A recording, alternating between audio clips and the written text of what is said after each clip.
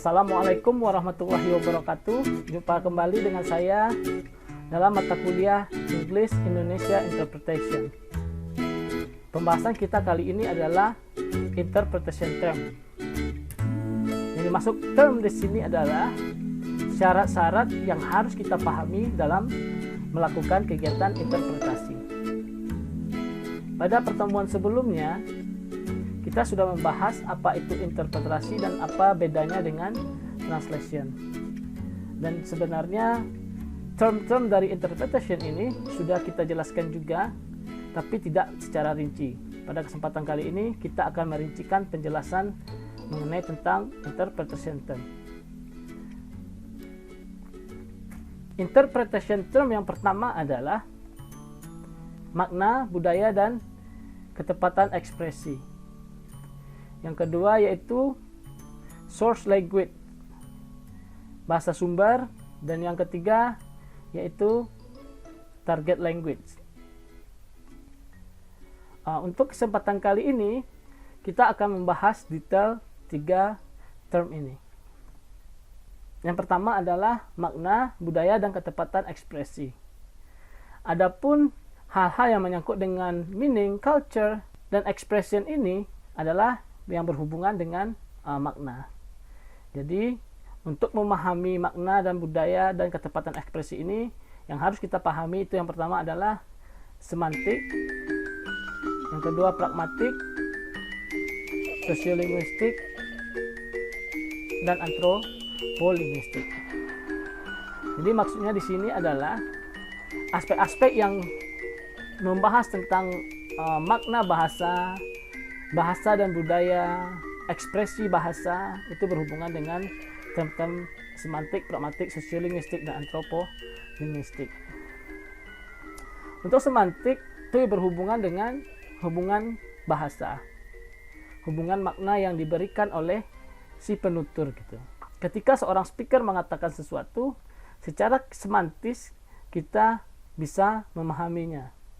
Kemudian yang berhubungan dengan pragmatik adalah konteks dan politeness. Kita akan berada di situasi di mana presenter atau seorang speaker menyampaikan sesuatu.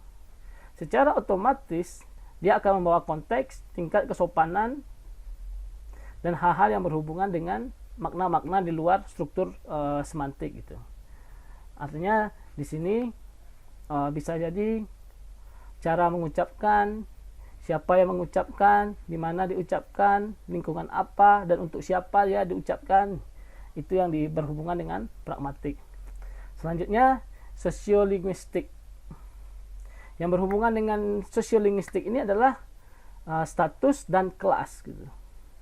Kita harus mengetahui bahwa bahasa itu berhubungan dengan kelas sosial seseorang. Siapa dia, bagaimana keadaan status sosialnya, itu akan mempengaruhi gaya bahasa, bagaimana dia berbahasa, dan bagaimana dia mengekspresikan bahasa. Selanjutnya adalah antropolinguistik. Hal-hal yang berhubungan dengan antropolinguistik adalah habit dan tradition. Seperti yang kita ketahui bahwa language is arbitrary.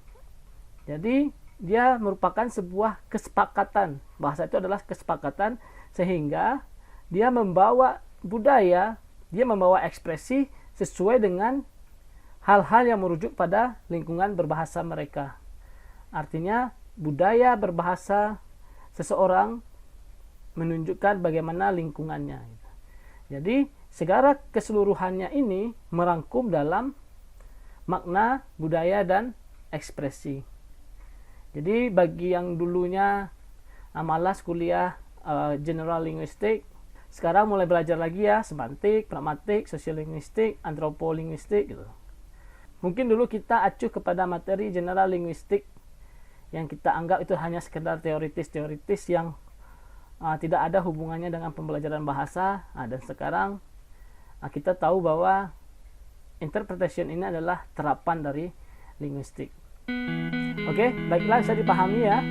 Jadi term-term dari interpretasi yang perlu kita pahami pertama adalah makna, budaya, dan ekspresi. Oke, selanjutnya Term yang kedua yaitu source language. Kita sudah tahu yang dimaksud dengan source language itu apa? Adalah bahasa sumber.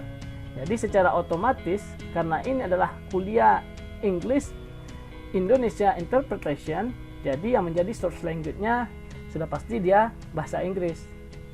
Tapi perlu diperhatikan juga, bahasa Inggris di sini ada termnya juga. Yang pertama yaitu native, yang kedua fluent, yang ketiga itu working. Di sini maksudnya adalah, jadi bahasa Inggris itu ada beragam modelnya, sehingga kita harus memahami ini dalam kegiatan interpretasi. Yang pertama yaitu native. Yang dimaksud dengan native itu adalah orang-orang yang menggunakan bahasa Inggris sebagai bahasa utamanya.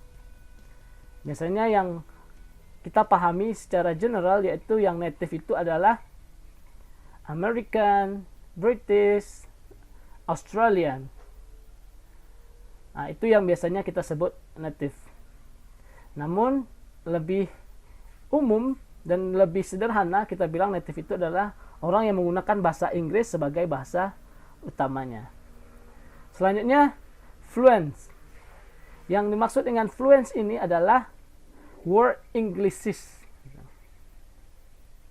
Apa itu word Englishes? Jadi, dalam perkembangan bahasa Inggris di dunia itu, bahasa Inggris sekarang tidak lagi menjadi bahasa yang tunggal. Tidak lagi menjadi American, Australian, dan British saja. Dia sudah menjadi variasi-variasi yang banyak gitu. Ada Singaporean, ada Indian, ada Spanish, English, dan bahkan mungkin kalau kita mau mengklaim ada juga yang namanya Indonesian English. Artinya fluent ini adalah bahasa-bahasa Inggris atau variasi-variasi bahasa Inggris yang berkembang dalam suatu wilayah tertentu yang bukan penutur asli dari bahasa Inggris. Bisa jadi dia menjadi bahasa kedua gitu, atau bahasa ketiga. Jadi artinya dia bukan penutur asli bahasa Inggris. Jadi kita harus pahami itu juga. Berarti kita harus mempelajari budaya-budaya mereka juga. Oke, selanjutnya yaitu working. Working itu specific purposes. Jadi yang dimaksud dengan specific purpose itu adalah begini. Bahasa Inggris adalah menjadi bahasa global. Kemudian dia digunakan untuk banyak hal. Kemudian bahasa itu diadopsi untuk sebuah pekerjaan atau sebuah bidang ilmu atau sebuah sistem yang menggunakan bahasa Inggris gitu. Misalnya dalam ekonomi ada yang disebut dengan English economic, ada yang engineering English gitu, ada yang fisik English. Misalnya saja seperti ini. Kalau kita belajar linguistik, yang dimaksud dengan morfologi adalah ilmu yang mempelajari unsur bahasa mulai dari kata, word formation, dan sebagainya macamnya.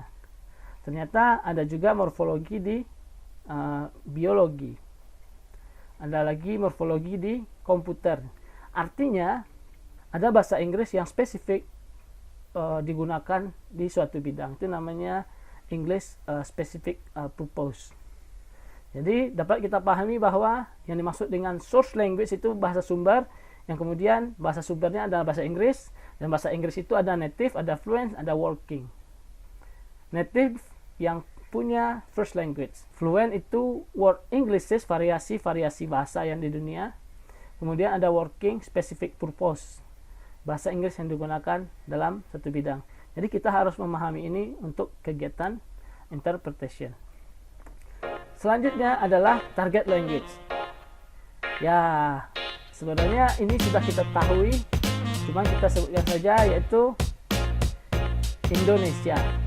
Jadi dalam hal ini saya tidak akan banyak berbicara tentang bahasa Indonesia, karena mungkin kita dari kecil sudah memahami, mungkin budayanya, mungkin struktur-strukturnya yang perlu kita pelajari kembali. Oke. Selanjutnya adalah bagaimana proses dari interpretasi itu. Jadi maksudnya adalah bagaimana tiga unsur tadi meaning, culture, dan ekspresi itu bahasa sumber dan bahasa target itu bekerja gitu. Yang pertama yaitu source language. Dan source language itu dia kita harus menelaah meaning, culture, dan ekspresinya dulu. Kemudian kita pahami, kemudian baru di aplikasikan di target language. Dan begitu juga sebaliknya, feedbacknya masuk ke budaya dulu, kemudian kita kembalikan ke atas. Jadi artinya bolak-balik gitu. Dari bahasa Inggris kita pahami budaya bahasa Inggris, maknanya, ekspresinya, kemudian baru kita masukkan ke bahasa Indonesia, dan sebaliknya, bahasa Indonesia ke bahasa Inggris. Jadi semuanya saling berhubungan. Oke, dari penjelasan ini sudah jelas ya. Baiklah, itu adalah frame pembahasan yang akan kalian pelajari di rumah. Jadi frame-nya sudah saya berikan, jadi kalian bisa belajar sendiri di rumah melalui bahan-bahan dari e-learning atau kalian cari di sendiri. Oke ya. Baiklah, akhir kata si rahmat maka pepaya. Selamat lah ya. Assalamualaikum warahmatullahi wabarakatuh.